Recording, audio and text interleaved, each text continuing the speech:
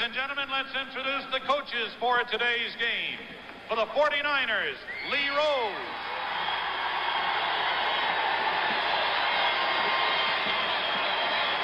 And for the Warriors of Marquette, Al McGuire.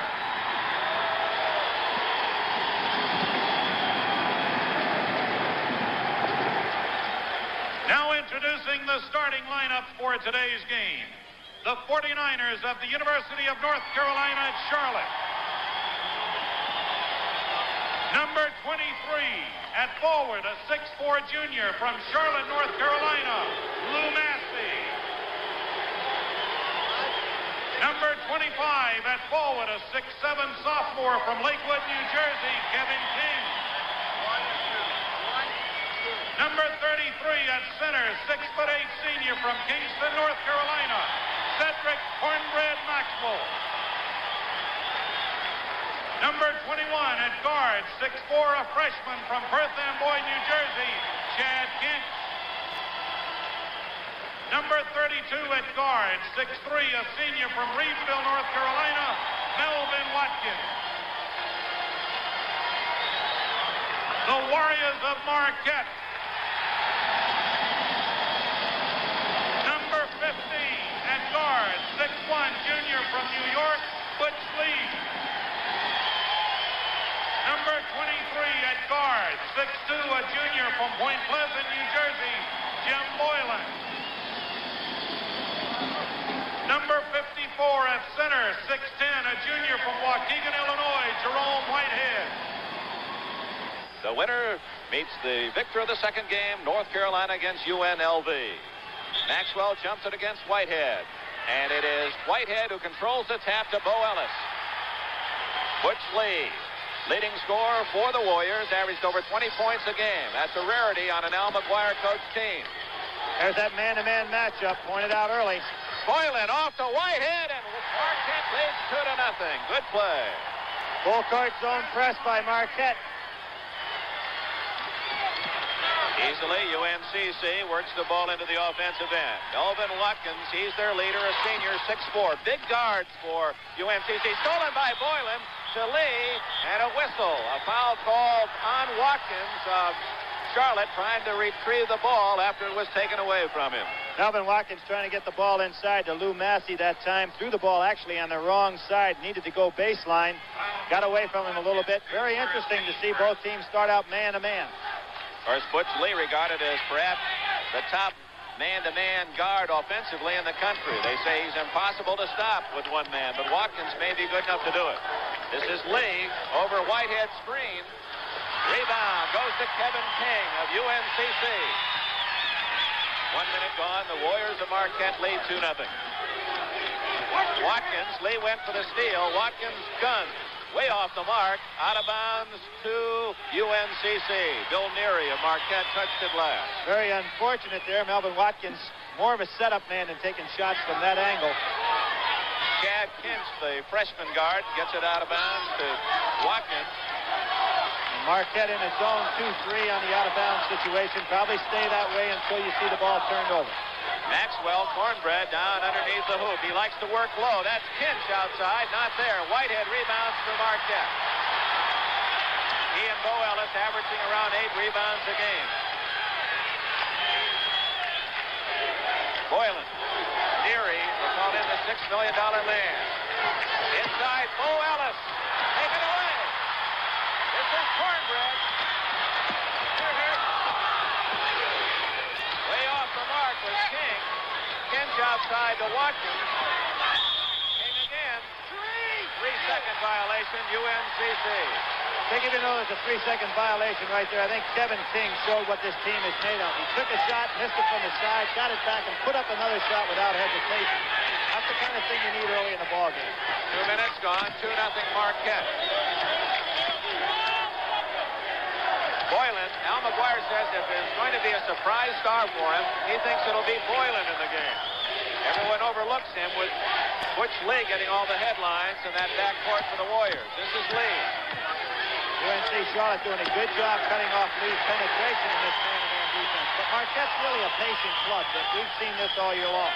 Al McGuire said if the score is in the 60s, he thinks he will win. If it's over the 60s, then he may be in trouble. Boylan can't connect. Out of bounds off King of UNC Charlotte. And Al McGuire says, let's try the out-of-bounds play number 1.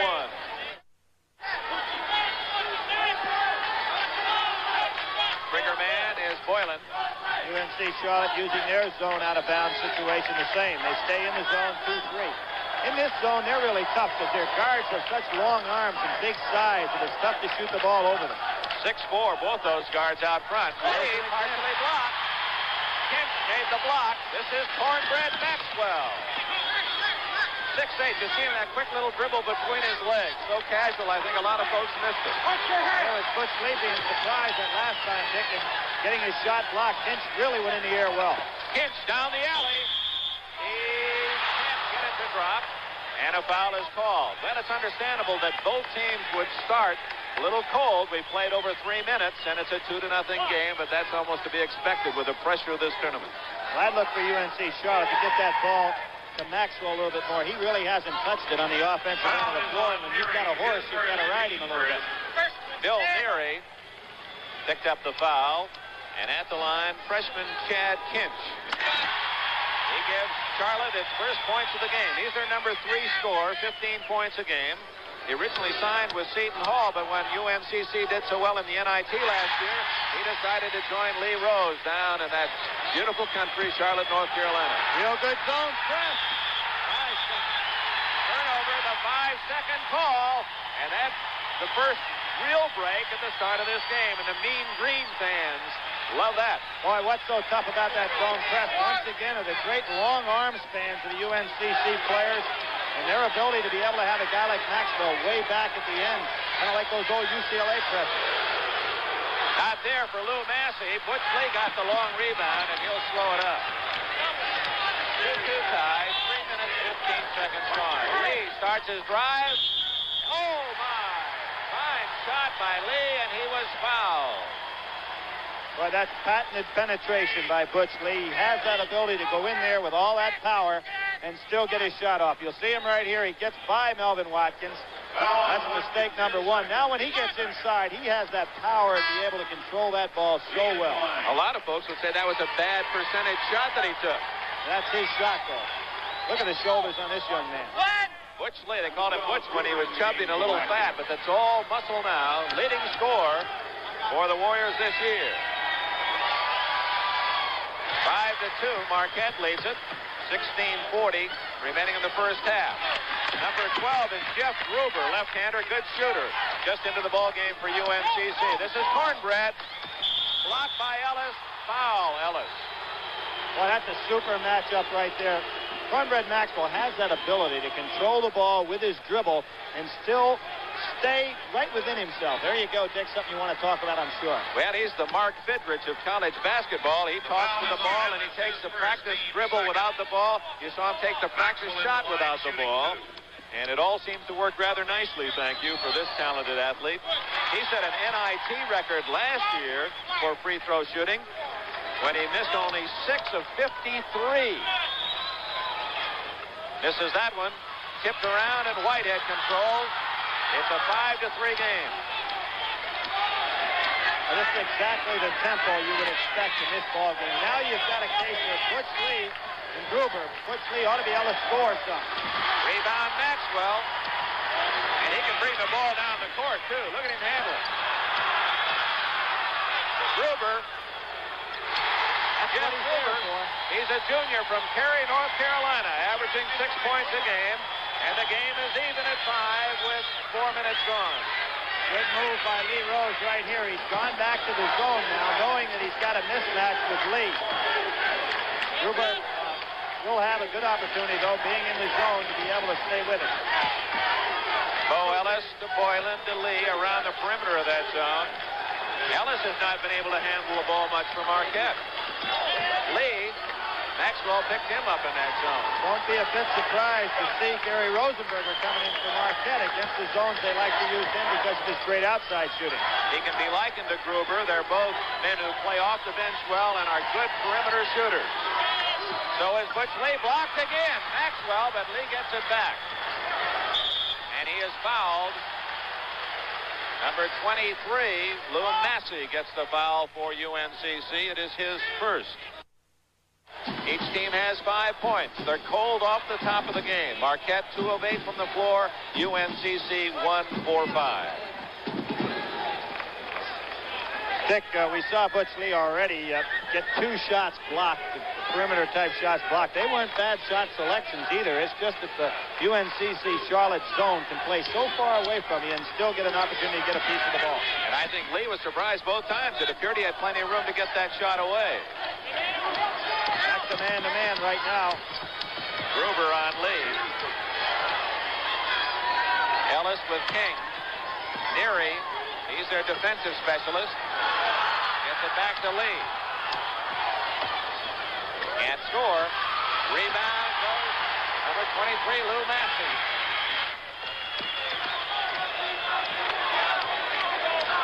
Marquette in a man-to-man, traveling on Chad Kinch as he dragged that foot as he came to a stop.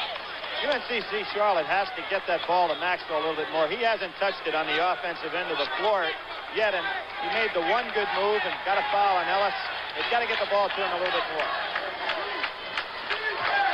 You can see he's playing way off Jerome Whitehead inside. Ellis has it taken away. King took it away from Bo Ellis. 5-5 tie, 6 minutes gone. Here comes Cornbread. Short, and Ellis rips down the rebound. And we'll be picking a player to receive the new Gillette Track 2 Most Valuable Player of the Game Scholarship Award. That announcement late in this first game. Semifinals from the Omni in Atlanta.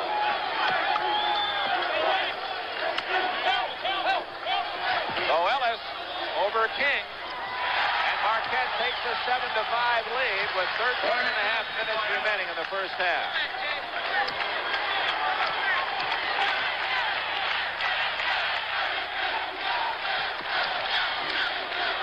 Kinch inside to Massey. Not there. Rebound saved by Neary.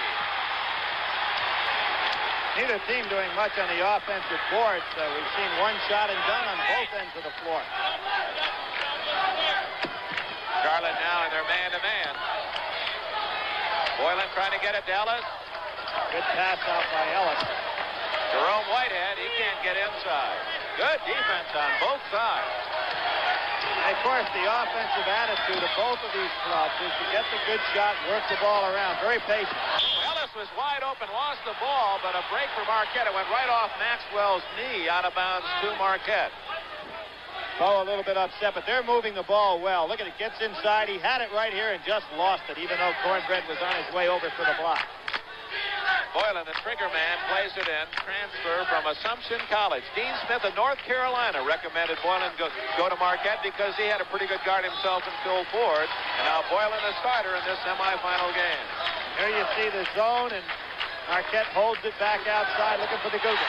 Jim Boylan makes it 9-5. 12 and a half minutes left in this first half. Boylan's first bucket. 2 on 2. Look at that Cornbread behind the back. Gruber. Way short, and Ellis rebounds and saves. UNCC very tight out there with their shooting. Not really in any free movement or any free motion on the part of anybody taking a good jump shot. UNC Charlotte got here by beating Central Michigan, Syracuse, and University of Michigan. Marquette defeated Wake Forest, Kansas State, and Cincinnati.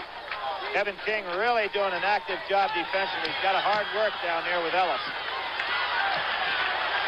Ellis, a very unselfish player, although he's a star. He doesn't always go for the shot, as you can see. He's very willing to give up the ball.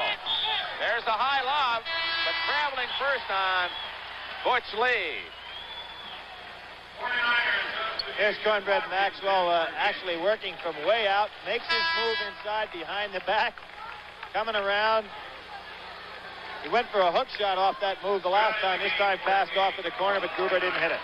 6'8", and as you said, Billy, at the start of the show, couldn't make his 15-man team in high school as a junior. But he grew a bit after his senior year, too.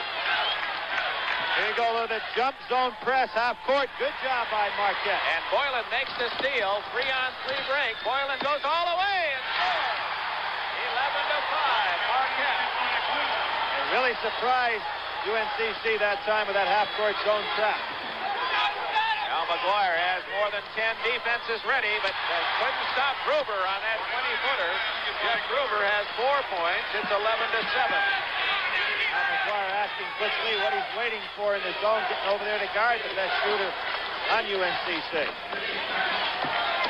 That's a 1-1-3 zone defense there. You don't see it very often. Boylan missed, but Whitehead followed it in for his first bucket. And with 9 minutes gone, Marquette leads by 6. Still waiting for Maxwell to touch that ball a little bit more offensively. They've got to get the ball to him. Bo Ellis guarding him down there, doing a good job with position. All right, here's Maxwell against Ellis. Tries to pass, but it goes off Massey's fingertips. And Marquette on the turnover has a chance to extend its lead. This pass a little bit tough because it's coming from straight on down. Tough pass to catch. Marquette with a 13-7 lead. UNCC very cold, scoring only 7 points in the first 10 minutes of this game, making but 2 of 9 field goal attempts. Marquette is 6 of 14 from the floor. Ellis has it knocked away. Maxwell feeds it ahead to Kent. Kent double teamed, and he is fouled. Reaching in, Boylan of Marquette. First foul on Jim Boylan. Kind of interesting, Dick. We're halfway through the first half, and Maxwell has yet to get his first field goal. Now, this is the reason, of course, that UNCC is down. Massey and Maxwell are counted on, really, at this point in the game to have scored maybe 15, 18 points between them. Lou Massey, who had been rested for a moment, is back in the game, and young Bill Scott goes out. And look at this defense right here. You've got Whitehead behind him, Ellis in front of him, making sure Maxwell does not get isolated one-on-one early. 13-7, Marquette leading the Mean Green from UNC Charlotte. The first time they've changed their offense a little bit, putting Cornbread on the high post. Gruber short on his shot. Boylan has a wide open Butch Lee. Watch Kevin King. And Lee scores it. He has eyes in the back of his head. I believe that King thought he'd go right-handed, and he went with the left. Good play.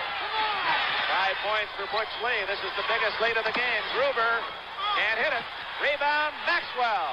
He has his first basket with 9:20 left in the first half. Boylan did a good job on Gruber that time, though, on the jump shot. Gruber had to go ahead and alter the shot to get it off. Maxwell has 3 points now. Now it's Maxwell on Ellis. There they are. That's a great matchup. Boylan is free. Can't score. Rebound, Whitehead. Oh, a fine shot as he kisses it off the glass. Whitehead has 6 points. He has not played well in the tournament thus far, and Al McGuire said he's really due. He calls him the big aircraft carrier, and he started well today. King unable to hit. Rebound, Whitehead. Here come the Warriors. Both teams look a little tired at the moment. They're not going anywhere as far as Al McGuire is concerned. He wants them to play exactly this type tempo ball game. No fast break unless it's absolutely a sure one. Bo Ellis is short. Rebound, Whitehead. He scores again, and Jerome Whitehead.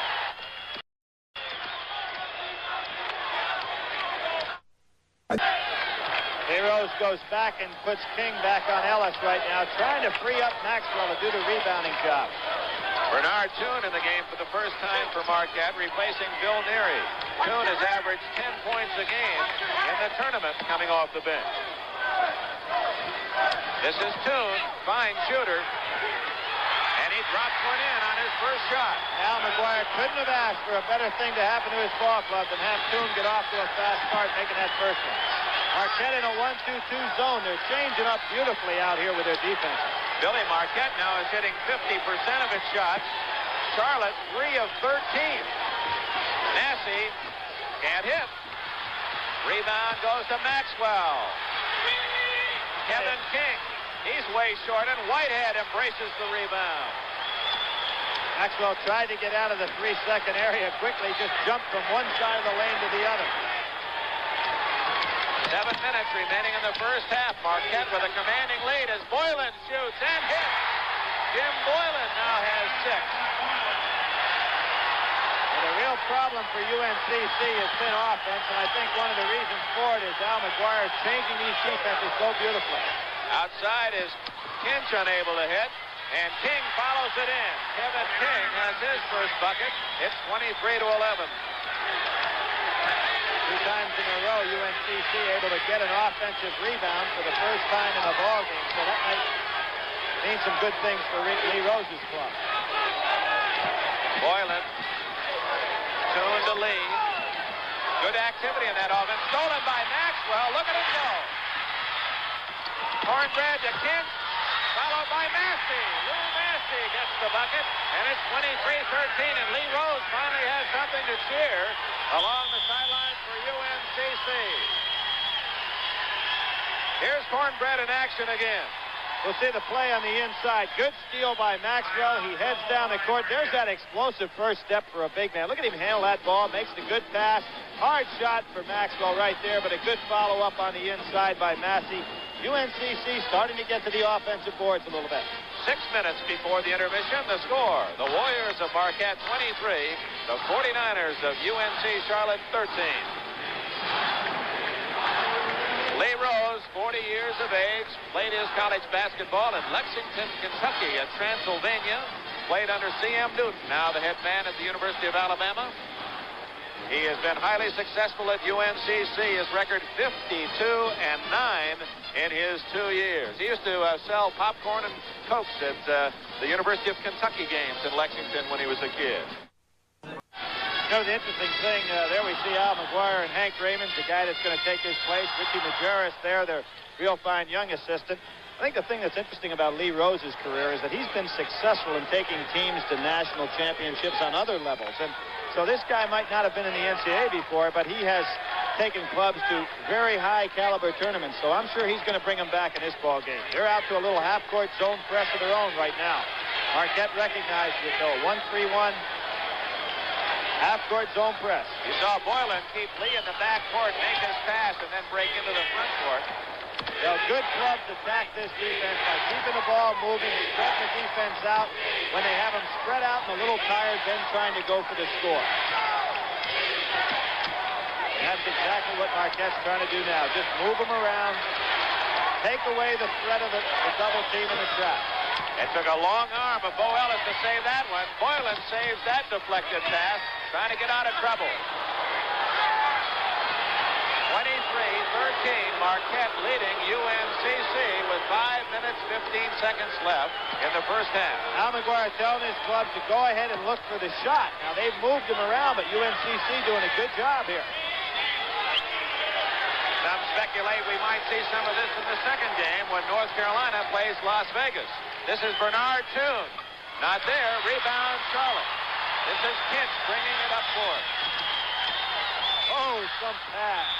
But he fooled Lou Massey with it, and Massey could not control it. Turned over to Marquette. That's the kind of pass you want to throw when you're 10 up, not 10 behind. They've got to go ahead and play good, solid basketball there. That was a tough pass to catch, even in the best of conditions. 4 minutes, 45 seconds left in the first half. Low scoring. And Marquette with a commanding lead. But you know that UNCC is going to get a hot hand sooner or later. A foul against the 49ers, Chad Kinch. It's his first. And with Watkins having foul problems of his own, Lee Rose has had to make the switch right there. Kinch is now guarding Bush late. Trigger man, Lee. Rose saying play off the ball a bit now. Now you'd have to say he's not happy with the score, he being Lee Rose, but I think he likes the fact that his team is within striking distance and not playing well offensively. A lot of that due to Marquette's defense. Bo Ellis wide open, can't hit. Rebound, Kinch. Oh, good move. Here come the 49ers. Massey to Kinch. Kinch can't hit it, and it's Whitehead getting the rebound. What a job he's done on the glass. That was a very important rebound there also because UNCC had everybody in there battling for it. But Whitehead, I'll tell you, he's playing a big 6'10" out there today, Dan.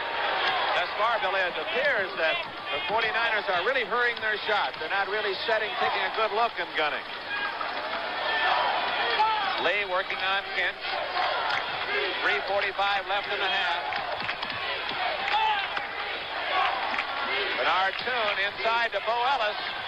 Rebound, Whitehead, no, it's Maxwell. He travels. Oh, that's a tough break for UNCC. Maxwell starting up court, hesitated, didn't get the ball on the floor soon enough. Right, Bernard Toom looking to score, gets the ball on the inside. Real good move by Bo Ellis, going up without any dribble or fake at all. Almost made the shot. Good rebound here by Cornbread Maxwell, but you can see, we just missed it right there, but he had the outlet pass, Dick, and all of a sudden the man turned his back and he got caught for traveling. Gary Rosenberger is in for Marquette. He's a good outside shooter, a 6-foot junior from Milwaukee, replacing Jim Boylan. Of course, in the man-to-man, Gary's going to have to really get a shot off way up in the air because he's playing against Watkins. There's a steal, and it's taken right back by Marquette. Maxwell nearly pulled the steal. Toon traveled, trying to go to the baseline. He knew that Maxwell was down court. He thought it's not quite so crowded in there. I'm going to the hoop. Well, there's a case that Al McGuire a little upset with because he doesn't want, there he is talking to Hank Raymond. Some of the expressions on his face are amazing. He doesn't want Bernard to get carried away one-on-one, that being Bernard Toon. Al walked to the Omni today all alone. He got here just before game time. Massey scores. Good play by UMCC. Lou Massey has 4. They're coming on right now. Their club looks a lot better. It seems like they're getting themselves poised to make a little run at this game. That's 6 straight points scored by UMCC since Marquette led it 23-9. Butch Lee on a drive. Blocked out of bounds to Marquette. That interior defense of the 49ers is rugged. Very good. There was a case where Butch Lee knew he did not have any kind of shot, so he'll try to make up a shot to get fouled, and he does a real good job at that. Bill Neary replacing Bernard Toon for Marquette with less than 3 minutes remaining in this first half. 8-point game. Lee inside, gets Kinch in the air, blocked beautifully by Maxwell. He is everywhere. How many of them are there on the court? Cornbread is everywhere. He hasn't had a good game offensively, but he's playing well within himself, and this club is starting to get ready to make a move here. They've played very well the last few minutes. Massey inside, scores. They would have counted anyway. Goaltending has been called. 8 straight points for UMCC, and at one time Marquette led by 14. That lead has been chopped to 6. Now look for Marquette to try to get a little bit more movement back into their offense. They kind of sat on that lead. They've got to get everybody moving because UMCC Charlotte's starting to get oriented offensively. The Warriors lead by only 6. And that movement's not there, Dick. They're having a hard time deciding how to attack the defense. Billy, Marquette has not scored in nearly 5 minutes. He's doing a pretty good job on Butch Lee so far. This is Lee away from Kinch. Can't score. Whitehead can. Here he tips. Whitehead blocked by Maxwell. Whitehead can't score. And the momentum is shifted. Here come the 49ers. Foul before the shot. Massey going up for the shot. He was fouled before he took it in the air. Bill Neary committed the foul, his second. Well, here's Jerome Whitehead. Now, nobody blocking him out. Now, point out why in a second. But look at this action inside. Whitehead again. A great block by Maxwell. Stays right with him, forces a tough shot again, and finally coming down with the rebound, Watkins. Attention, Medicare HMO members who will lose their coverage effective January 1st, 2001. Medicare and Medicare supplements typically don't cover most outpatient prescription drugs. If you are losing your current prescription drug coverage, get the People's Prescription Plan now. You'll save money right on the spot with no claim forms. Plus, you can save on eyewear, hearing aids, and more, all at over 50,000 locations nationwide. Just $7.95 a month covers your whole household with no limits on use, so it could more than pay for itself the very first time you use it. As a special offer, when you call now, you'll pay just $2.95 for the first month, a savings of $5 off the regular price. Your satisfaction is guaranteed or your money back. So if your HMO is dropping its Medicare plan, People's Prescription Plan can offer you savings on your prescriptions. Call now. Call 1-800-414-2882 for free information on the People's Prescription Plan. 1-800-414-2882. Call now. Behind every great sports event, there's an even better story. Now, ESPN Classic puts you in the game with the new documentary series Game of the Week. Sunday, Kentucky versus Texas Western. That was the white team versus the black team. And the game that broke racial barriers in college basketball forever. If you know Rock, losing to 5 blacks, I think stung him particularly bad. Game of the Week, Sunday at 9 Eastern, 10 Pacific. Only on ESPN Classic. You're watching the 1977 NCAA semifinal between Marquette and North Carolina Charlotte as part of ESPN Classics tribute to Al McGuire. I'll tell you, Dick, what we're having right there, and Whitehead could take advantage of it. Maxwell really isn't guarding him, and therefore he's wide open for rebounding. Massey stolen by Lee, but it went right to Kent. Kent to Maxwell. 10 straight points for the 49ers, and the Mean Green fans have seen that big Marquette lead whittled away to 4. Marquette standing still on offense. They've got to get everybody back in the game. Good pass. Whitehead from Lee. Jerome Whitehead with 10 points to lead Marquette. 25-19. It took Marquette almost 6 minutes to score. They're still in the 1-2-2 zone. Jab Kent can't hit. Maxwell rebounds. And the foul before the shot. No basket. They pushed the big guy, Bill Neary, and pushed Maxwell on the inside. Here's the Cornbread story. We've seen him on the defensive end. Let's watch him going for 2 points. Here he is inside, getting good position in that 1-2-2 zone. Nobody in there really to block him out. And the foul took place before the shot was taken. So good call by the officials. The officials have let the teams play. Only 5 team fouls called against each side. Final minute, first half. Marquette 25, UMC 19, 21. Maxwell scores, and he is fouled by Bo Ellis. Great pass on the sideline by Kevin King. Now, nobody handling him. They're really having a lot of breakdowns in this zone right here. Maxwell going up and shooting. He's not a tall guy, but with those long arms, he plays at about 6'10" or 11. Maxwell has 7 points. He got his nickname from the movie Cornbread Earl and Me. It has nothing to do for his taste in food. And Keith Wilkes, the ex-UCLA All-American, played cornbread, and his teammates said, hey, you look like him. And that's how he got the nickname 2 years ago. It's a 3-point game, 45 seconds remaining in this first half. Marquette be wise to hang on to that ball, try to get themselves reorganized, because their offense is just falling asleep. And I think Lee Rose really did a fine thing when he went to that half-court zone press, and Marquette decided to hold on the ball for a while. Might have taken away some of that momentum they had. They've outscored. UMCC has outscored Marquette 13-2 in the last 6.5 minutes. Final seconds, you see the clock. That is the official clock as Marquette tries to get the final shot away. And you know who they want to have the ball. This guy right here, one-on-one penetrating move, maybe with a 2-man play with Bo Ellis. There's Butch Lee, way off the mark. Maxwell, they better hurry. Nasty. I don't believe it would have counted had it gone. The end of the first half. Marquette had a big lead for Al McGuire, but Lee Rose's UMCC team came rallying back, and at the intermission, it's a 3-point game. The score, Marquette 25, UMC 22. I think we've got the best seat to watch basketball that we've had all year long.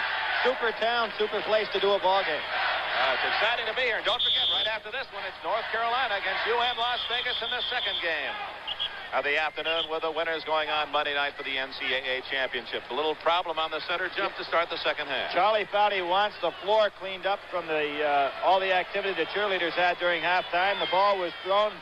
Charlie Foudy very intelligently said, hey, hold everything here till we can get this floor cleaned up. We don't want anybody to get hurt, so they'll jump it over again.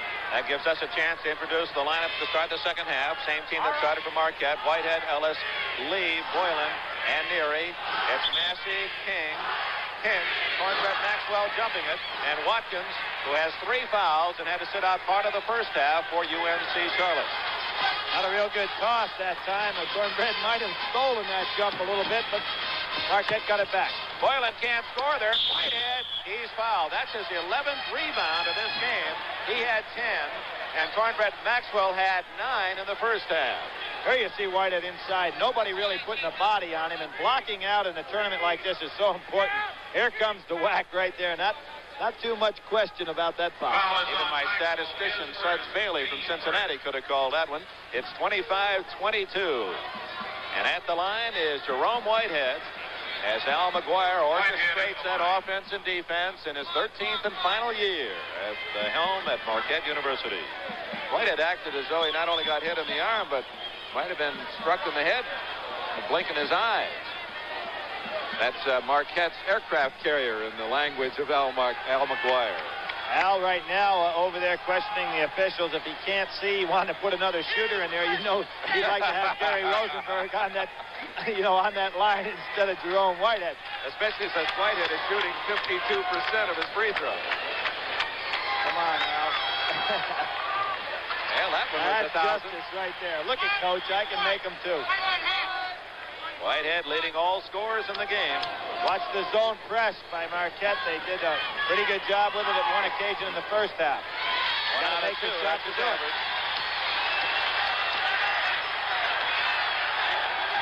UNC Charlotte has never led. Chad Kinch can't score. But Massey can. Lou Massey, 6'4" forward, touch Marquette's lead to 2.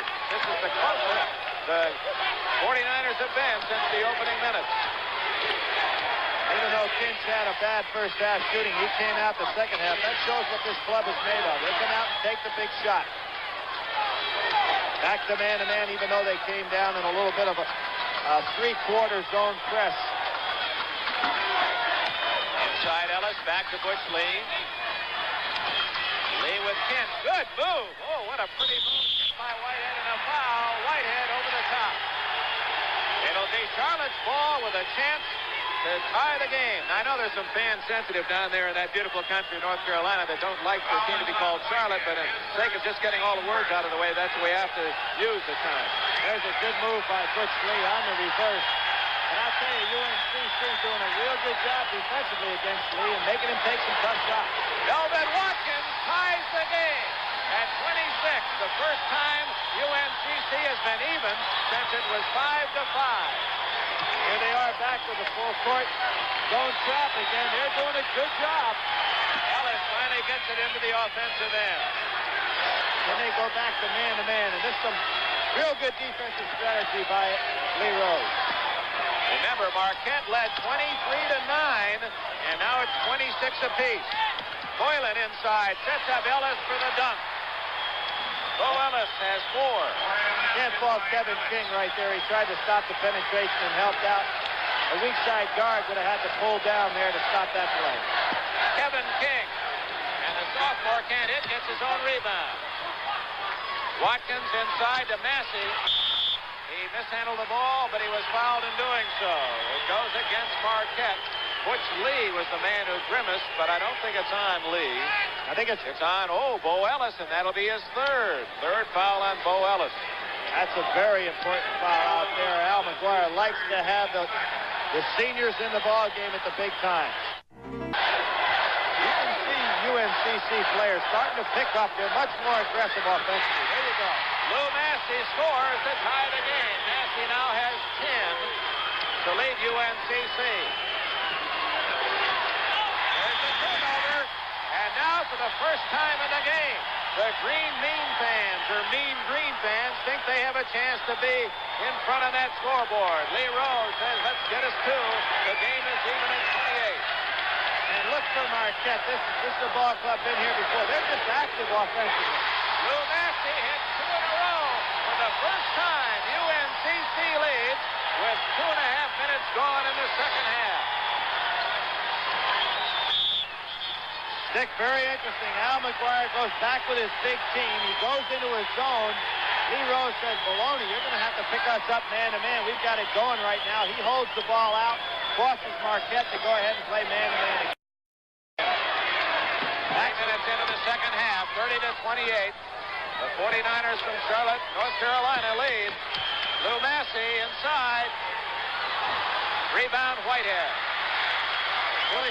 Really surprised that UNCC doesn't go to Maxwell now. Ellis has got 3 fouls on him. Maxwell's got great one-on-one moves. They haven't tried to attack him yet. King at the other end playing Ellis defensively. It's Marquette now trying to get the game back even, trailing by 2. Ellis over King.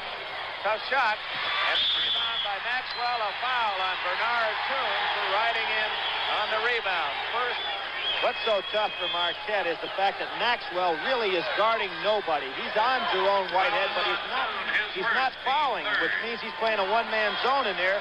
They're going to have to attack a little bit so that Whitehead gets some drop-off passes. Watkins sets up his backcourt mate, Chad Kinch. Kent, the freshman Kent. On top. Look at that Whitehead climbing high above the iron. He has at least a dozen rebounds in this game. 4 minutes gone. Marquette trails UNCC by 2. See, there you have Maxwell again having the opportunity to guard somebody he really wasn't assigned to. He's playing a one-man zone under there. Butch Lee off to Bernard Toon. Toon is open, can't hit. Rebound goes to Massey. Now McGuire wants Bernard to get back down on defense. 30-28. 4.5 minutes gone, second half. UNC Charlotte with a lead in the ball. They've got to be trying right now to get the ball. There it is to Cornbread. They're trying to isolate. Which way does it go? Against Bo Ellis, his 4th foul. That's a great move by Lee Rose. Isolate, put Ellis in trouble. Just really good basketball right here. Good, smart basketball. Ellis really having a hard time. There you see the play, and good call by the official because Bo really never had defensive position. Here you go. Tough guy to handle one-on-one inside.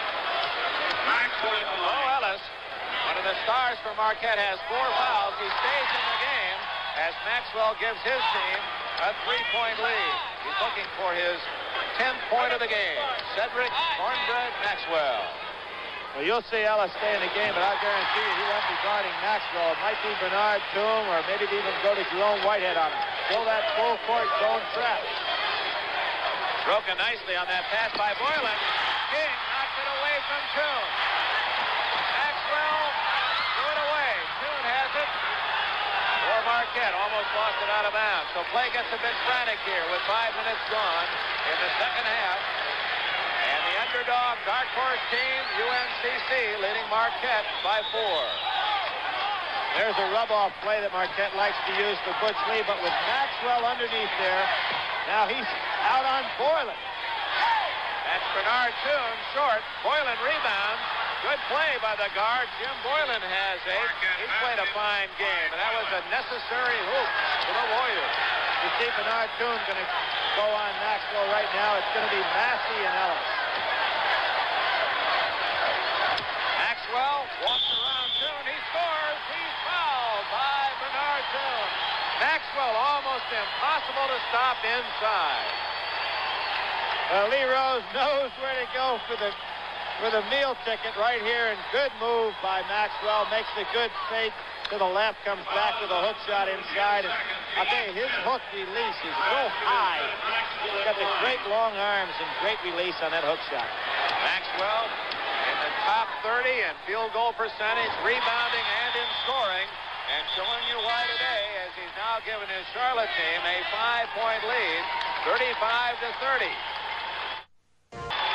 Watkins goes out for UNCC, and he's replaced by Jeff Gruber, who had a couple of buckets in the first half. Go back in that three-quarter court 2-2-1 zone press, and it's been extremely effective. They're doing a good job getting back into the man-to-man, too, after they set that press up. Marquette having a hard time. Now they're in the 2-3 zone. Remember, Bo Ellis is playing with 4 fouls, and we have 14 minutes left in the game. And while they change these defense, you can see Marquette having to resettle their offense. Butch Lee finally gets a crack in that zone and scores his 7th point of the game. 3-point lead for UNCC with 13:45 left. After this one, North Carolina against UNLV. Traveling is the call against the 49ers, and Marquette gets the break on the turnover. Good smart play by Bo Ellis. He kept good position without sticking his hand in the way. He's been around a long time, and so is that man right there. Al McGuire, who says, I like seashells and balloons, yellow ribbons and medals, bare feet and wet grass. And, of course, his team would love to give him an NCAA championship as a going-away present. There UNCC back in the man-to-man defense. They're just switching every time down the floor. Butch Lee with Chad Kent. Lee can't hit it. Rebound Toon. He's fouled. Who got him? Maxwell, I believe. The 49ers, the long arm of Cornbread Maxwell reaching in for his 2nd foul, and will send Bernard Toon to the line. His 6'9" sophomore from Yonkers, New York. And he scored just 4 points a game this year. But everyone in the country knows, including Toon and McGuire, that this could be one of the great players in the United States the next 2 years. He's just never gotten off the Schneider this year. You know, Dick, I think that Marquette, although they would like to play a very passive game offensively, might be able to pick things up by just going ahead and throwing the ball up at the basket and then saying, okay, we've got more powerful guys inside, we'll just go rebound. That may be what they'll have to resort to in time. Toon cuts the lead to 1. Maxwell helping out on the full court press. And it's Massey now to Kinch. Gruber, good move. And oh my, Bo Ellis going for that rebound. He almost went over the top of one of the 49ers, and that would have been all for Bo Ellis. Great intensity, though, on that Marquette defense that time. That's the best defensive pressure they've had in the ball game. UNC Charlotte leading by 1 with 7 minutes gone in the second half. Semi-final action from Atlanta, Georgia. Wanted to get the ball to Gruber for that jump shot. Lou Massey hot in the half. It wouldn't have counted anyway. 3-second violation against UNC Charlotte. Number 31 is Phil Scott, the 6'6" freshman from Columbia, Maryland, sent in by Lee Rose. Rose takes out Lou Massey, his junior and number 2 scorer. You know, this UNCC club, Dick, they're playing in a new conference, a conference that will, I'm sure, be recognized, the Sun Belt League, and that's headed by a guy by the name of Vic Bubas, who certainly brought college basketball some of his finest hours down in this part of the country. Duke University. Duke, right. An excellent man. They've picked a fine commissioner. You've got a leader like that, everybody's going to follow. Marquette looking for a go-ahead goal. They trail by 1. Whitehead coming way outside. Inside Ellis. Boylan. Rebound goes to Ellis. And he misses everything. Threw up a brick, and Maxwell there to pull it in. Probably not the shot that Al McGuire would have liked, but there was a case where they just kept the ball active. It's kind of interesting. Marquette seems like they haven't played well, but yet they're just 1 down right now. Neither team been able to take control. Boylan kicked it out of bounds. It goes to the Mean Green, leading by 1 with 12 minutes left. The winner advances Monday night, and we'll have a telecast of the second game here from the Omni, University of North Carolina against the University of Nevada, Las Vegas. There's King, Kevin King, 6'7" sophomore, has 4 points and a 3-point UNCC lead. There's that 1-1-3 zone defense, which is, as I said before, very interesting. They start out that way, then like to go back to the 2-3 look. Bo Ellis from about 18, not there. Rebound, Chad Kinch for UNC Charlotte. Here come the 49ers.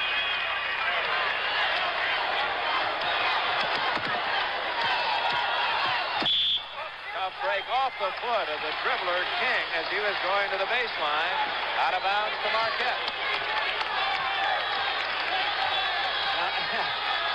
Put in a word from my own school. Al standing up in the sideline collar and let's run Wake Forest. This will be a play for a step out for Butch Lee. He never did get into it, of course, because UNC Charlotte is playing his zone. The changing of defenses is so interesting right here that every time you come down the floor, what you plan to do might not be available. Bernard Toon almost lost the ball. I guess that's one of the revelations the last 5 years. Toon from the corner. Bernard Toon coolly drops in a tough one-hander. He has 6, and it's a 1-point game again. We're approaching the 10-minute mark of the second half. Foul on Toon, his 3rd foul. He better be careful or he's liable to pick up a technical, and his teammates have to rest him away. 2 substitutions for UNCC. The starters come back in, Massey and Watkins, as Lee Royce will have his top 5 on the floor now with 10 minutes and 42 seconds remaining in the game. You know, you got to respect Charlie Foudy on that particular play. Bernard Toon kind of challenged the call, went after him, and he knows that it's an important game and kids are going to be a little bit hot. kind of just said, hey, calm down, son. And I'm sure Bernard had gone after him a little more. He throws the tee on him. Otherwise, he said, hey, he kept quiet and can't blame him for losing his control a little bit. Billy, there's another interesting development that could be very important. Team fouls. Marquette 6. UNC Charlotte only 2. The next Marquette foul. Oh, look at that. Bo Ellis make the clean steal. The next Marquette foul will send the 49ers into the bonus, and it'll be a while before the Warriors will have that opportunity. Here's the man-to-man situation. Look to hit the forward and try to rub off of Bo Ellis to get the step-out shot. There's a 1-3-1 zone by UNCC. Pinch running the baseline. Good rebound. Ellis kept it alive. Whitehead scores it, and Marquette goes back in the lead. 38-37. 9.5 minutes remaining in the game. There's a case, Dick, where Marquette just putting the ball up at the basket and then trying to out-rebound UNCC. Good move. Marquette led the entire first half. UNC Charlotte came out, gained a 5-point lead in the second half, and now it's Marquette back in front as the whistle is a foul away from the ball.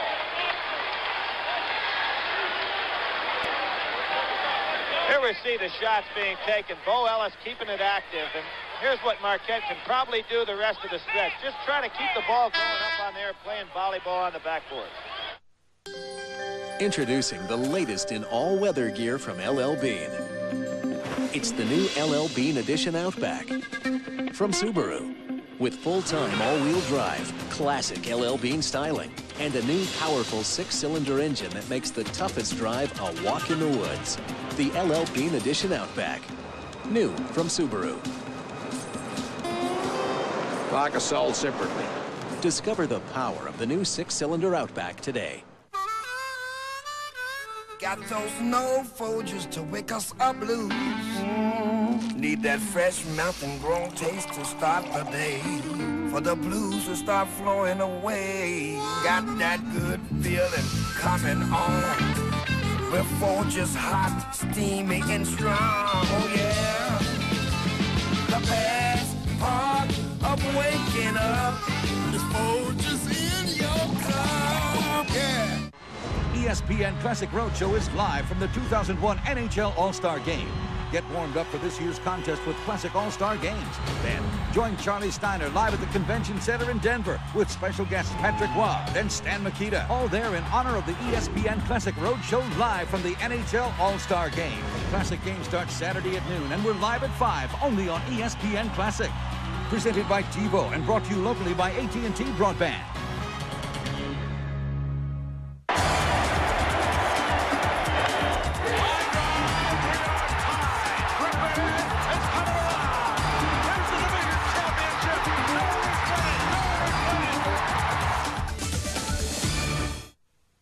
You're watching the 1977 NCAA semifinal between Marquette and North Carolina Charlotte as part of ESPN Classic's tribute to Al McGuire. Meanwhile, Butch Lee committed that last foul, and that sends UNC Charlotte to the free throw line. So with 9 minutes, 14 seconds left, the 49ers get the 1-1.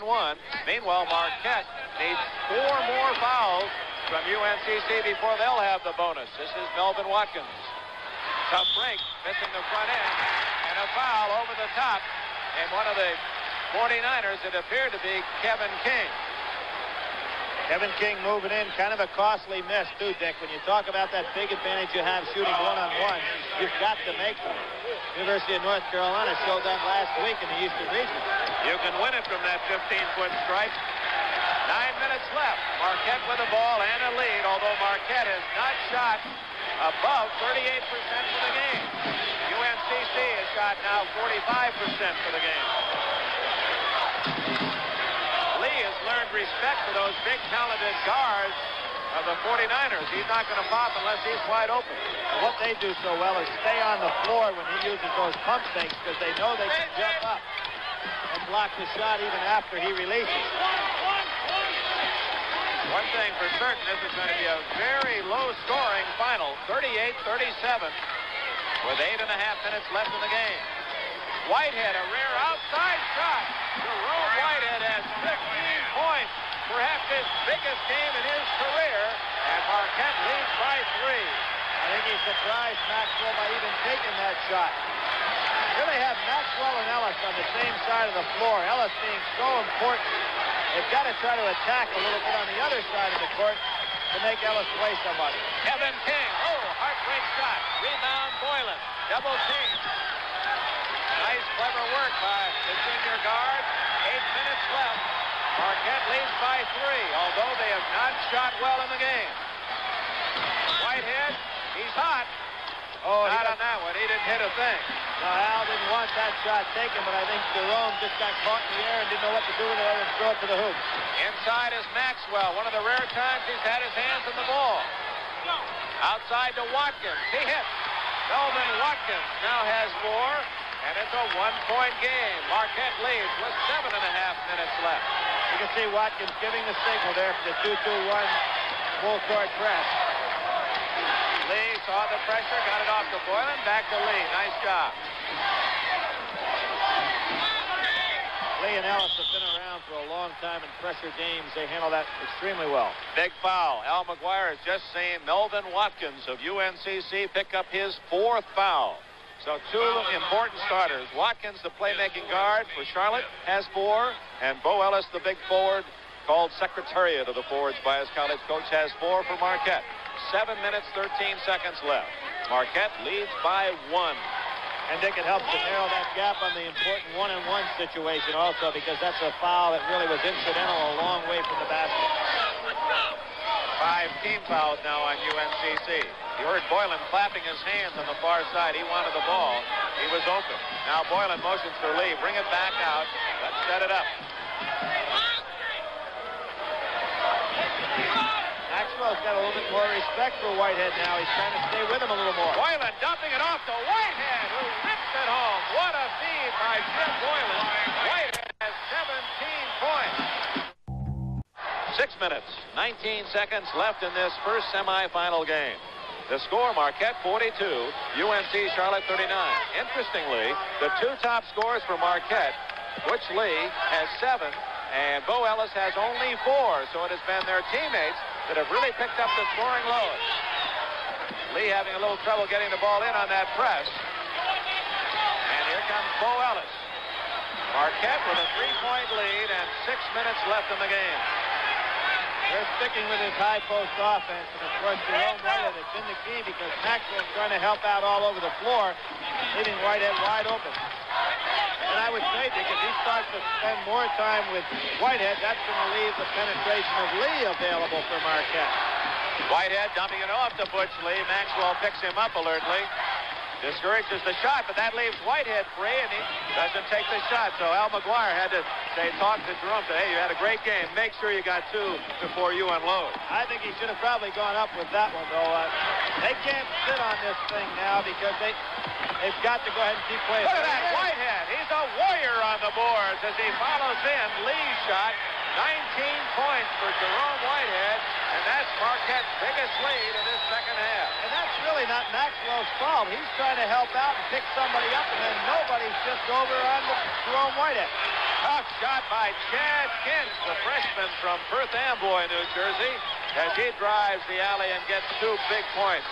It's a 3-point game with exactly 5 minutes left. Good play by Ellis, both the time before and that occasion right there. He sees the lane, gets open for the pass, and then hits somebody to break up the press.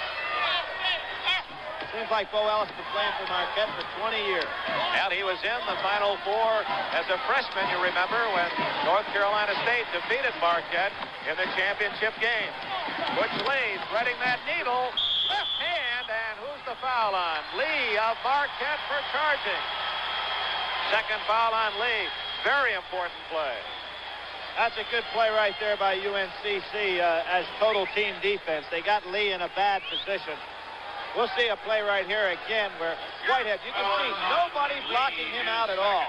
Now, a guy with his ability, somebody has to put a body on him, and actually, in that case, it probably should have been Jeff Rubin. Even though he's a guard, a small guy, you've got to keep the big man blocked out.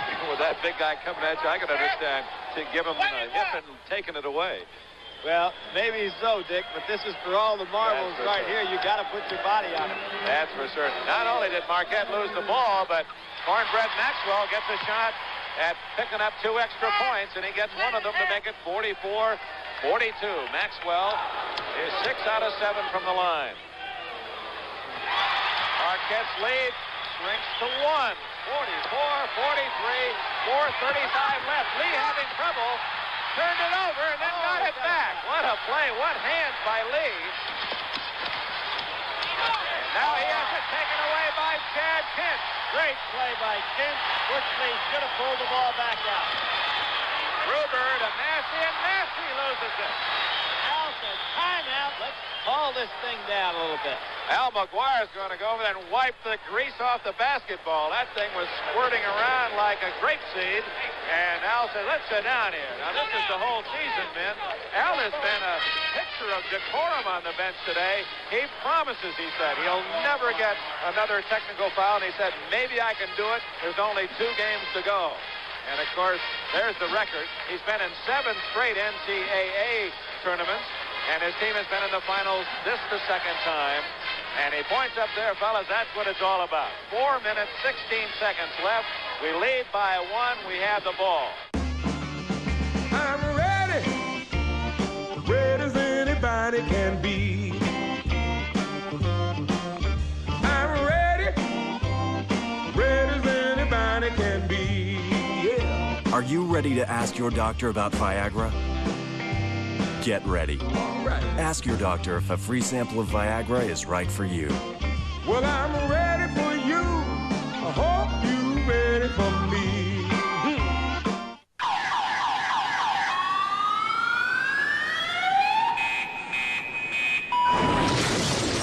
Need to crunch something? Grab a new Snickers Cruncher. Crispy rice, peanuts, and chocolate. Crunchy. Crunch this. You could save up to 70% on term life insurance. Watch. Everyone wants security for their family. So I started thinking, do I have enough insurance? Could I afford more? So I called Zurich Direct. It was easy. In minutes, I had a free quote for a policy I could afford. My job is to help people get the insurance they need. I listen and ask a few questions, so you get a quote that's just right. We're Zurich Direct, part of Zurich Financial Services Group, over $206 billion strong. And through Zurich Direct, you can save up to 70% on term life insurance. Call now for a free quote. We couldn't figure out how much protection we needed. Dave at Zurich Direct asked the right questions. He didn't pressure us. And I got a $300,000 policy for just $26 a month. I help families like the Sheridan save money every day, and I can help them pick just the right amount of protection they need. Call Zurich Direct now for your free quote. It's easy. There's no obligation. Just savings up to 70% on the right policy for you. Call now, 1-888-217-LIFE. Charlie Steiner back here in the ESPN Classic Studios. We continue with our tribute to Al McGuire. After a Hall of Fame coaching career, Al McGuire became an outstanding broadcaster with his own unique style. From our College Hoops Tonight set, Reese Davis and Brad Doherty reflect on how Al McGuire brought fun to the game he loved. You know, as we look back on the life of Al McGuire, so many things that come to mind, certainly the '77 championship. You know, I think he really paved the way for guys like Dick Vitale to inject some enthusiasm and personality into the broadcast of games. Was the place alive when Al came in to do a game? Oh, without doubt. He was the originator of the bringing the attitude to the game, bringing fun to the game, having a great time, saying off-the-wall things and using his own Al speak, so to speak. I remember we were playing Marquette back in 1986, and he had walked out and was walking down the sideline of the court, and we were shooting layups, and he walks up to me. And Coach McGuire was known not to have the greatest memory for names, so he walks up and he grabs my jersey and he looks at the back of my jersey and he says, "Doherty, you keep playing good basketball. You're going to make a lot of smackaroos playing this game." And I just laughed. I didn't know what to say. It was just hilarious, and all the guys started laughing. But he had that personality. And in today's game, you know, with coaches, they wouldn't be able to do the things that he did. There's too much pressure in today's game, and he didn't take the pressure seriously. He enjoyed the game for what it was. Yeah, you know, he was a guy who had his teams with the untucked jerseys, and people, how could he possibly do that? But he was one of a kind. He was unique. He taught us it's okay sometimes to go barefoot in the wet grass. And we now return to Marquette and UNC Charlotte in the 1977 Final Four. His dark horse UNCC team has done a marvelous job getting here, and Rose, his credentials speak for themselves. His record at Transylvania College, and then at UNCC, where he's lost only 9 games of 61. Rose and McGuire. This is what coaching's all about, Billy. This has to be the moment that you enjoy the ball, because now it becomes a coach's game, does it not? A one-point ball game. It's strategy from here on in and hopeful execution of that strategy. Well, Dick, you know, we followed the entire season this year and then the playoffs particularly, and I think that this has been a coach's year. We saw Jimmy Boeheim up there at Syracuse do a great job in the Tennessee ball game. And then Rose comes right back and does a job on him a week later. So I really think the NCAA this year, the playoffs particularly, have been a coach's playoffs. Well, to add to that, Dean Smith's job against Kentucky and Notre Dame, and how about Jim Killingsworth of Idaho State pulling off the big upset of UCLA. 4:16 left. There are no changes. Excuse me, Dick, that last time out from Al McGuire is just one of those small things in coaching. You can see the game getting away from your players, and 4:16 to go, he had to use one. UNCC puts on that pressure defense in the backcourt. Lee. Now, running along the baseline, Lee, that's a traveling violation. Now, what happened, Dick? You can run on that baseline after a score, but you cannot run on the baseline after a turnover. So Butch has got to be stationary there. When he wasn't, of course, it's a traveling violation, just like it would be if you're on the court. A rare call, but the official's right on the spot. Here's UNC Charlotte with a chance to take the lead. 44-43, Marquette with a bit more than 4 minutes left. There was a case talking about coaching. That's one of the things Al didn't remind Butch of. And I tell you, there's so many things in this game of small points that mean so much. There's Massey underneath to score. UNCC regains the lead, 45-44. Lou Massey has 14. UNCC going back with that full court zone press. And then now they're back in the man-to-man. I'll tell you, just some great strategy out here on the part of both of these coaches. Bo Ellis trying to go to the hoop and had it knocked away by King. Kevin King has done a great job defensively on Bo Ellis all day. Nice balance. Lee Rose put it as chemistry yesterday on the ball club. Everybody kind of fills in for each other. The one man that has delivered is this man, Jerome Whitehead. He can't hit it. Look at it. It's off. Rebound. And he can't score. Rebound goes to UNCC. Lou Massey. And with 3 minutes left, Marquette trailing UNCC by 1. They see a little bit of ball handling finesse on their own right here. Here goes Cornbread out. He's going to hang on to the ball a little bit. It's a box of one, but on the offensive end of the court. 4 guys in a box, 1 guy handling the ball. And I'm sure they'd like to have Cornbread handle it with Bernard Toon guarding it. Bernard certainly hasn't had a lot of experience in an isolated one-on-one situation. And now the clock becomes so very important. 2:33, 2:32 left. With Marquette trying to get the ball. UNCC trying to play keep away, leading by 1. Oh, good move by Watkins. And then it was almost stolen by Ellis. Oh, good pass by King. Rather than try to make a bad play out of it, he brought it back out.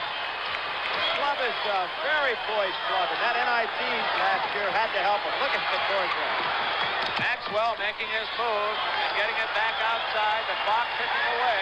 We're now down to 2 minutes left. Marquette sees UNCC at the free throw line as the 1-and-1 in effect for the 49ers, but it will not be for Marquette unless Charlotte commits 2 more fouls. This is not Joe Frazier in a basketball uniform, but I'll guarantee you, physique-wise, Melvin looks an awful lot like him. They call him the Bionic Man. 46-44. That's the 5th point for Watkins, the senior from Reidsville, North Carolina, averaging 10 a game.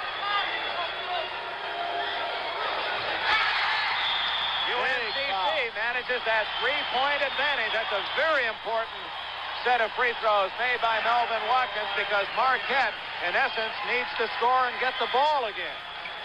Now, there's a timeout by Lee Rose after the successful free throw. Very interesting there because you know he's probably going to want to go and keep using that full court press and then dropping back defensively. Lee Rose going to go ahead and use some defensive players in the game, and Al McGuire, on the other hand, he wanted to have Gary Rosenberger in the game to use him offensively. So we'll see if he keeps Rosenberger in there, trying to get some shots up early. And as you pointed out, Billy, one of the keys in the pressure of the final going was that violation by Butch Lee that cost Marquette the ball and led to a UNCC basket. 47-44. Would you think that McGuire is telling his team we got to go down and not be quite so patient now? We've got to get a good shot in a hurry. Well, you know the thing that I think he can get away with? I think he could go ahead and set a solid screen for Butch Lee, make Maxwell switch over to Butch Lee, and then they have a big and small situation inside for Jerome Whitehead, who's really been a dominator on the inside. They've got to somehow get up shots quickly in a hope that Maxwell is out of position enough for Whitehead to go rebound. Defensive record of Marquette. On the year, they were ranked 4th in the nation in NCAA defense. But even though they've allowed but 47 points to their opponents today, they trail by 3. And there's not much time left, as you can see.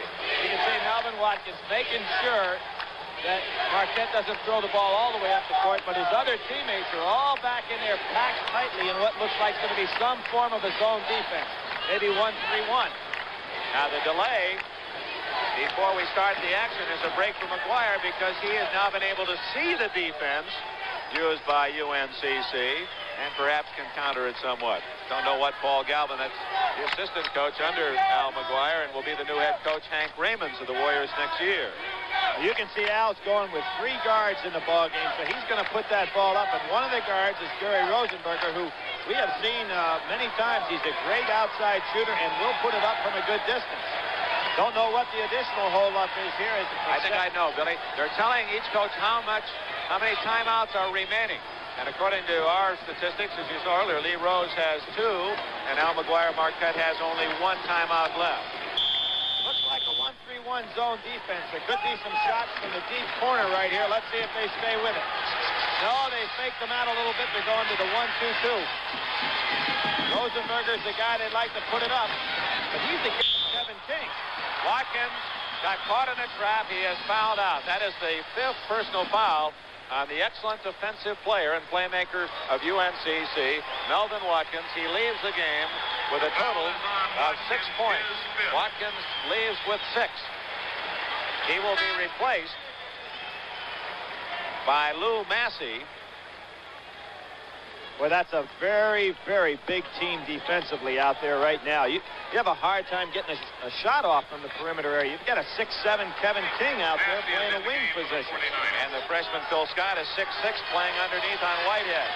1 minute, 25 seconds left. You can see there's Rosenberger, but there's no way he's going to get that shot off. They're trying to get him open. Butch Lee from way outside. Oh, what a pressure shot. 47-46. Lee has 9, and as we approach the 1 minute mark. And Corbett waves him away, said, I'll bring it up by myself. Bo Ellis with 4 fouls, Hawking, Cornbread, Maxwell. Here's a total spread by UNCC. Less than a minute remaining. 47-46. The winner advances to the Monday night final. They're going to want to foul somebody. Who is it going to be? Boylan fouls Maxwell. Cornbread Maxwell, who has been best at the line under pressure, gets a chance to exhibit that right now as he toes the stripe. Let's watch his little practice. He's right there and then up and in. That's how you do it. Dick, you're into all this stuff. What is that when you think about what you're supposed to do and before you do it, you actually dream about it? What's that called? Well, for Lee Rose, he wants it to be a premonition of good things to come. He's looking for a 16th point and doesn't get it. Bo Ellis rebounds, and now it's Marquette as the game has shifted one more time. The Warriors trail by 1, and you saw the time remaining. And UNCC back in the man-to-man again. Look for Jerome Whitehead on the dish. Butch Lee scores again. Alfred Butch Lee, who nearly single-handedly beat the U.S. Olympic team, representing Puerto Rico, has given Marquette the lead. 20 seconds left. Marquette in the zone now. Nasty can't hit. Rebound. Rosenberger all the way. Beautiful play by Kent, and he committed a foul. They said that Kent fouled, and that will send Rosenberger to the line. 13 seconds left. Here it is again. Massey had his shot. There was a case for Rosenberger and Lee. Kent, I'm kind of surprised didn't go for the block here. He has that great leaping ability, and instead of going for the foul there early, probably been better off going up for the block. So this game in doubt throughout. Even though Marquette had a healthy lead at 23-9 in the first half, lost the lead. UMCC led by 5 early. UMCC had a 3-point lead with just a bit more than a minute left. But a couple of big pressure shots by Butch Lee has put Marquette back in front by 1. And should Marquette win it, you almost wonder if there isn't some magic being carried by Al McGuire. Who can ever forget that emotional final 2 games 2 years ago in San Diego when UCLA's Bruins would not let John Wooden lose. And maybe that same spirit exists in that huddle of the Marquette Warriors for the coach, as Butch Lee put it. And McGuire, we all know, a very complex man. He said, I think we love him. Not we love him, I think we love him. And that's really the kind of mystique that McGuire has. As he says, 13 seconds left. Now the pressure is on the free throw shooting talent of Gary Rosenberger. That's how Marquette got the ball to take the lead. Can the Warriors put the pressure on UMCC by making the free throws? You know, Melvin Watkins committed that foul out around the midcourt area before. That throws it into the 1-and-1 situation. And I think this will be a 1-and-1 foul as opposed to 2. Well, I just have to see. I didn't see whether the official said 1-and-1 or 2, but I think it'd be 1-and-1. And before, Dick, that would have been a case if Watkins hadn't pointed that Marquette would have merely gotten the ball out of bounds. So a very big situation involving the 1-and-1 bonus. And it puts young Gary Rosenberger in the spotlight. Rosenberger is from Marquette High School in Milwaukee and was a forgotten man. Utah acquired Jeff Jonas, a great player and guard off that team. Rosenberger stayed at home. He is shooting 2. It is a 2-shot violation. That takes the pressure off, and he needs the second one. Oh, Ellis did not know that it was a 1-and-1. He was playing, and everyone else was watching. It is a 2-shot violation. So Rosenberger now must make this one, or it shifts one more time. Well, also importantly, Dick, it's just a 2-point differential now, and they can afford to go down and take a good shot. Lee Rose wants a timeout. Timeout with 10 seconds left. Now, you talk about your 2-minute offense in football. This is the 10-second offense for UMCC. The clock is not official on your screen at the moment. There is 1 more second remaining than you see. There is 10 seconds remaining on the official clock. And look where Al McGuire is. If we pull out from this shot, you'll see that he's not at his bench. His Marquette fans are making so much noise behind the bench location that Al McGuire has taken his team right out to the center circle. Well, what's really interesting, too, he's getting Richie Majerus to go over and find out exactly how much time, how many timeouts they have left. And look at him hitting Rosenberger on the chest. I would expect them to go back into a zone and force UMCC to take a shot from the outside.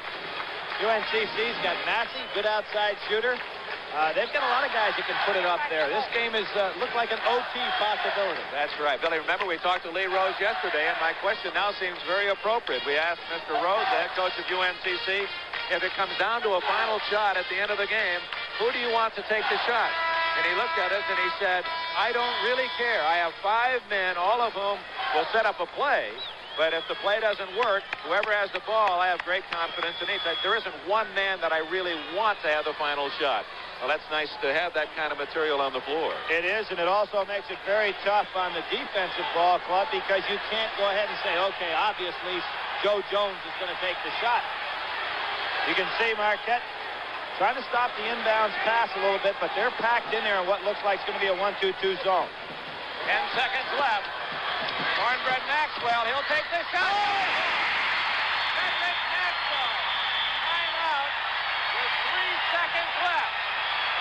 Well, the man we've been hearing so much about becoming a household name, Cedric Maxwell, gives you some cornbread.